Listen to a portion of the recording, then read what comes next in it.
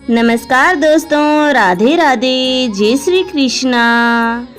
आज हम सुनाने जा रहे हैं शुक्रवार की व्रत कथा के बारे में। यदि आप शुक्रवार का व्रत करते हो तो शुक्रवार की व्रत कथा अवश्य सुननी या पढ़नी चाहिए। ऐसा करने से माता की पूजा अर्चना संपूर्ण मानी जाती है। तो चलिए सुनते हैं शुक्रवार की व्रत कथा। एक गांव में एक बुढ़िया रहती थी जिसके 7 बेटे थे। 6 बेटे कमाने वाले थे और एक बेटा निकम्मा था। बुढ़िया माँ 6 पुत्रों का जूठा 7वें पुत्र को देती। 7वां पुत्र एक दिन अपनी पत्नी से बोला, देखो मेरी माता का मुझ पर कितना प्रेम है। वह बोली, क्यों नहीं, सबका जूठा बचा हुआ तुमको तो हिलाती है। वह बोला, जब तक आंखों से न देखें मान नहीं सकता। पत्नी ने हंसकर कहा, देख लोगे तब तो मानोगे ना। कुछ दिन बाद एक बड़ा त्योहार आया। घर में 7 प्रकार के भोजन और चूरमा के लड्डू बने। वह पत्नी की बात को जांचने के लिए सिरदर्द का बहाना बनाकर पतला कपड़ा सिर पर ओढ़कर रसोई में जाकर सो गया और कपड़े में से सब देखता रहा। 6 भाई भोजन करने आए। उसने देखा माँ ने उनके लिए सुंदर सुंदर आसन बिछाए, 7 प्रकार की रसोई परोसी और आग्रह कर करके उन्हें भोजन कराती रही। वह देखता रहा। 6 भाई भोजन कर उठ गए। तब माँ ने उनकी 5 थालियों में से लड्डुओं के टुकड़ों को उठाया और एक लड्डू बनाया। जूठन साफ कर माँ ने उसे पुकारा, उठ बेटा उठ, तेरे भाइयों ने भोजन कर लिया, तू भी उठकर भोजन कर ले। उसने कहा, माँ मुझे भोजन नहीं करना, मैं प्रदेश जा रहा हूँ। माता ने कहा, कल जाना हो तो आज ही जा। वह बोला, हाँ हाँ जा रहा हूँ। यह कहकर वह घर से निकल गया। चलते समय उसे पत्नी की याद आई। वह गौशाला में कंडे थाप रही थी। वहां जाकर वह बोला, मेरे पास तो कुछ नहीं है, यह अंगूठी है, सो ले लो और अपनी कोई निशानी मुझे दे दो। वह बोली, मेरे पास क्या है, यह गोबर भरा हाथ है। यह कहकर पत्नी ने उसकी पीठ पर गोबर के हाथ की थाप मार दी। वह चल दिया। चलते चलते पूरे देश में दूर देश में पहुंचा। वहां एक साहूकार की दुकान थी।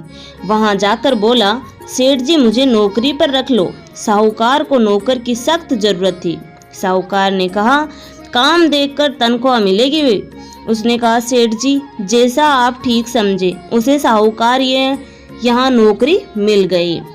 वह वहां दिन रात काम करने लगा। कुछ दिन में दुकान का लेन देन, हिसाब किताब, ग्राहकों को माल बेचना, सारा काम करने लगा। साहूकार के 7-8 नौकर थे। वे सब चक्कर खाने लगे, लेकिन उसने अपनी लगन, परिश्रम और ईमानदारी से सभी को पीछे छोड़ दिया। उसे अपने किए का फल मिला। सेठ ने भी उसका काम देखा और 3 महीने में ही उसे मुनाफे में साझेदारी बना लिया। परिश्रम करते करते 12 वर्ष में ही वह नगर का नामी सेठ बन गया और सेठ अपना सारा कारोबार उस पर छोड़कर बाहर चला गया। इधर उसकी पत्नी पर क्या बीती वह भी सुने। सास ससुर उसे दुख देने लगे। गृहस्थी का काम करवाकर उसे लकड़ी लेने जंगल में भेजते। इस बीच घर की रोटियों के आटे से जो भूसी निकलती उसकी रोटी बनाकर रख दी जाती और फूटे नारियल की नरेली में पानी दिया जाता। इस तरह दिन बीतते रहे। एक दिन वह जब जंगल में लकड़ी लेने जा रही थी तब उसे रास्ते में बहुत सी स्त्रियां संतोषी माता का व्रत करती दिखाई दी। यह वहां खड़ी होकर पूछने लगी, बहनों यह तुम किस देवता का व्रत करती हो और इसके करने से क्या फल होता है? इस व्रत के करने की क्या विधि है? यदि तुम अपने इस व्रत का विधान मुझे समझाकर कहोगी तो मैं तुम्हारा बड़ा एहसान मानूंगी। उनमें से एक स्त्री बोली, सुनो यह संतोषी माता का व्रत है। इसके करने से निर्धनता, दरिद्रता का नाश होता है, लक्ष्मी आती है, मन की चिंताएं दूर होती है, मन को प्रसन्नता और शांति मिलती है, निपुति को पुत्र मिलता है, प्रीतम बाहर गया हो तो वह शीघ्र लौट आता है, कुंवारी कन्या को मनपसंद वर मिलता है, चलता मुकदमा खत्म हो जाता है, कलह कलेश की निवृत्ति हो, मुख शांति होती है, घर में धन जमा हो, धन जायदाद का लाभ होता है तथा और भी मन में जो कुछ कामना हो सब संतोषी माता की कृपा से पूरी हो जाती है, इसमें कोई संदेह नहीं है। वह पूछने लगी, यह व्रत कैसे किया जाता है, यह भी बताओ तो बड़ी कृपा होगी। वह स्त्री कहने लगी, बिना परेशानी, श्रद्धा और प्रेम से जितना भी बन सके प्रसाद लेना, 5.25 पैसे से 5.25 आने तथा इससे भी ज़्यादा शक्ति और भक्ति के अनुसार गुड़ और चना लें। हर शुक्रवार को निराहार रहकर कथा कहना सुनना, इसके ओम बीज कम नहीं टूटे। लगातार नियम पालन के करना। सुनने वाला कोई न मिले तो घी का दीपक जलाकर उसके आगे जल के पात्र को रखकर कथा कहना, परंतु नियम न टूटे। जब तक कार्य सिद्ध न हो नियम पालन करना और कार्य सिद्ध हो जाने पर व्रत का उद्यापन करना। 3 मास में माता पूरा फल प्रदान करती है। यदि किसी के ग्रह खोटे हैं तो भी माता 1 वर्ष में अवश्य उनको अनुकूल करती है। कार्य सिद्ध होने पर ही उद्यापन करना चाहिए, बीच में नहीं।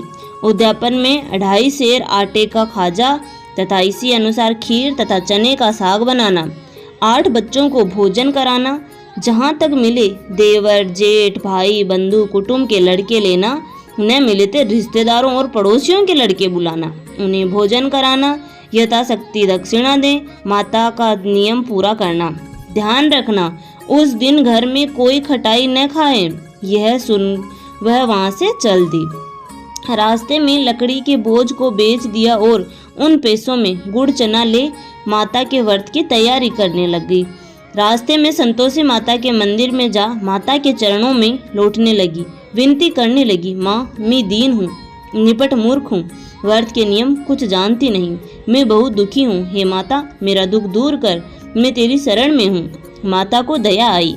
एक शुक्रवार बीता कि दूसरे शुक्रवार को ही उसके पति का पत्र आया और तीसरे शुक्रवार को उसका भेजा हुआ पैसा आ पहुंचा। यह देखकर जेठानी मुंह सिकोड़ने लगी, इतने दिनों बाद इतना पैसा आया है, इसमें क्या बड़ाई है। लड़के ताने देने लगे, काकी के पास अब पत्र आने लगे, रुपया आने लगा, अब तो काका की खातिरदारी बढ़ेगी, अब तो काकी बुलाने से भी नहीं बोलेगी। बेचारी सरलता से कहती, भैया पत्र आए, रुपया आए तो हम सबके लिए अच्छा है। ऐसा कहकर आंखों में आंसू भरकर संतोषी माता के मंदिर में जा मातेश्वरी के चरणों में गिरकर रोने लगी। माँ मैंने तुमसे पैसा नहीं मांगा, मुझे पैसे से क्या काम, मुझे तो अपने सुहाग से काम है, मैं तो अपने स्वामी के दर्शन और सेवा मांगती हूँ। तब माता ने प्रसन्न होकर कहा, जा बेटी तेरा स्वामी जल्दी ही आएगा। यह सुन खुशी से बावली हो वह घर आकर काम करने लगी। संतोषी माँ विचार करने लगी, इस भोली पुत्री से मैंने कह तो दिया कि तेरा पति शीघ्र आएगा, पर आएगा कहाँ से, वह तो इसे स्वप्न में भी याद नहीं करता, उसे इसकी याद दिलाने तो मुझे ही जाना पड़ेगा। संतोषी माता ने उस बुढ़िया के बेटे को सपन में समझाया, पुत्र तेरी घरवाली कष्ट उठा रही है। वह बोला, हाँ माता यह तो मुझे भी मालूम है, परंतु क्या करूं, वहाँ कैसे जाऊं, परदेश की बात है, लेन देन का सारा हिसाब किताब है, कोई जाने का रास्ता नजर नहीं आता, आप ही कोई राह दिखाएंगी कि वहाँ कैसे जाऊं। माँ कहने लगी, सवेरे नहा धोकर संतोषी माता का नाम ले, घी का दीपक जला, दंडवत कर और दुकान पर जा बैठना। देखते देखते तेरा लेन देन चूक जाएगा, जमा माल बिक जाएगा, सांझ होते होते धन का ढेर लग जाएगा। वह अगले दिन सुबह सुबह बहुत जल्दी उठा। उसने अपने मित्र बंधुओं परिचितों से स्वप्न में माता द्वारा कही गई बात कह सुनाई। वे सब उसकी बात सुनकर उसकी खिल्ली उड़ाने लगे। वे कहने लगे कि कहीं कभी सपने की बात भी सच होती है। एक बूढ़ा व्यक्ति बहुत समझदार था। वह बोला, देखो भाई मेरी बात मानो, इस तरह सांच या झूठ कहने के बदले देवता ने जैसा कहा है वैसा ही करना, तेरा क्या जाता है। बूढ़े की बात मानकर नहा धोकर उसने संतोषी माता को प्रणाम किया, फिर घी का दीपक जलाकर दुकान पर जा बैठा। शाम तक धन का ढेर लग गया। वह हैरान हुआ, मन में संतोषी माता का नाम ले प्रसन्न हुआ। घर जाने के वास्ते गहना, कपड़ा व सामान खरीदने लगा। सब काम से निपट जाने पर अपने घर को रवाना हुआ। उधर उसको पत्नी जंगल में लकड़ी लेने गई। लौटते वक्त थक जाने के कारण संतोषी माता के मंदिर पर विश्राम करने बैठ गई। यह तो उसका रोज रुकने का स्थान था। धूल उड़ती देख उसने माता पूछा, हे माता, यह धूल कैसी उड़ रही है? माँ ने कहा, हे पुत्री, तेरा पति आ रहा है। अब तू ऐसा कर, लकड़ियों के 3 बोझ बना, एक नदी के किनारे रख, दूसरा मेरे मंदिर पर और तीसरा अपने सिर पर रख। तेरे पति को लकड़ी का गड्ढा देखकर मोह पैदा होगा, यहाँ वहाँ रुकेगा, नाश्ता पानी बना खाकर माँ से मिलने जाएगा। तू लकड़ी का बोझ उठाकर जाना और बीच चौक में गड्ढा डालकर 3 आवाजें जोर से लगाना, लो सासू जी लकड़ियों का गट्ठा लो, भूसी की रोटी दो, नारियल के खोपरे में पानी दो, आज कौन मेहमान आया है। संतोषी माँ की बात सुनकर वह बहुत अच्छा माँ कहकर प्रसन्न मन से लकड़ियों के 3 बोझ बना लाई। एक नदी के तट पर, दूसरा माता के मंदिर पर। इतने में ही मुसाफिर वहां आ पहुंचा। सूखी लकड़ियां देख उसको इच्छा हुई कि अब वहीं विश्राम कर ले और भोजन बनाकर खा पी कर गाँव चले। इस प्रकार भोजन कर विश्राम कर वह अपने गांव में आ गया। उसी समय बहू सिर पर लकड़ी का गड्ढा ले आई। उसने गड्ढे को आंगन में डाल जोर से 3 आवाजें दी, लो सासू जी लकड़ी का गड्ढा लो, भूसी की रोटी दो, नारियल के खोपरे में पानी दो, आज कौन मेहमान आया है। यह सुनकर सास ने अपने दिए हुए कुष्ठों को भुलाने के लिए कहा, बहू तू ऐसा क्यों कहती है, तेरा मालिक ही तो आया है, बैठ मीठा भात खाकर कपड़े गहने पहन। पत्नी की आवाज़ सुनकर उसका स्वामी बाहर आया और उसने हाथ में पहनी अंगूठी देख व्याकुल हो गया। उसने माँ से पूछा, माँ यह कौन है? माँ बोली, बेटा तेरी पत्नी है, आज 12 वर्ष हो गए हैं जब से तू गया है, तब से सारे गांव में जानवर की तरह भटकती फिरती है, काम काज कुछ करती नहीं, 4 समय खाकर सो जाती है, अब मुझे देखकर भूसी की रोटी और नारियल के खोपरे में पानी मांगती है। वह बोली, माँ मैंने इसे भी देखा है और तुम्हें भी, मुझे दूसरे घर की चाबी दो, मैं उसमें रहूंगा। ठीक है बेटा, जैसी तेरी मर्जी, कहकर माँ ने चाबी का गुच्छा बेटे के सामने रख दिया। उसने दूसरे घर को खोलकर सारा सामान जमाया। एक ही दिन में वहाँ राजा के महल जैसा ठाट बाट बन गया। अब क्या था, वह सुख भोगने लगी। अगला शुक्रवार उसने पति से कहा, मुझे संतोषी माता का उद्यापन करना है। पति बोला, बहुत अच्छा, खुशी से कर लो। वह उद्यापन की तैयारी करने लगी।